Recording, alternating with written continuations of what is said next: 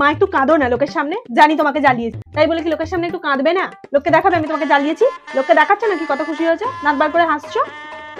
একটুখানি চুরি করে খেতাম বলে এত কষ্ট। আমাদের বাড়ির জিনিসই তো চুরি করে খেয়েছি। বাবাকে ডাকো না।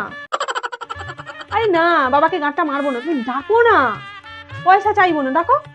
এই তুই হাসছিস কেন? আমার ঘরে যদি ঢুকিস না তো চমড়া গুটিয়ে দেবো একদম। শয়তান মেয়ে, মেরে দাঁত কপাটি ভেঙে দেবো একদম। এতদিন তোমাকে জ্বালিয়েছি, এবার আমার ওই শাশুড়ি বুড়িকে জ্বালাবো। বরটা এমন সিঁদুর পরিয়েছে, নাকে ফেলতে পারলো না সিঁদুর। ভাবলাম লোককে দেখাবো, গা চালানো। আরে নাও বাবা, তোমরা একটু তাড়াতাড়ি করো, আমার দাঁড়াতে দাঁড়াতে এবার মনে হচ্ছে শাড়ি খুলে যাবে। শাড়ি পরার অভ্যেস আছে নাকি আমার? মা যা খাবার বেঁচেছে প্যাক করে আমার সাথে পাঠিয়ে দেবে, আমার খুব খিদে পেয়েছে। কি ওখানে কি খেলা হবে অনেক কিছু? ওইসব আলফাল খেলা আমি খেলবো না, আমার এখন ঘুম পেয়েছে, আমি একটু রেস্ট নেবো। তুমি জানো বাসি মটন খেতে আমি খুব ভালোবাসি, আগে কবজি ডুবিয়ে খাবো, তারপর টান টান করে ঘুমাবো একদম।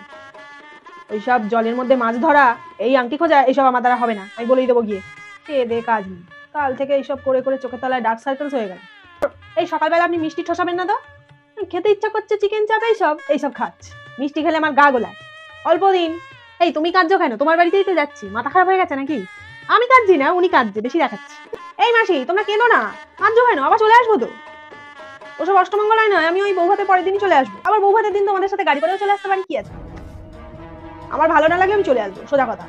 কারোর ক্ষমতা নেই যে আমাকে আটকাবে। জানেন আমি কি জিনিস।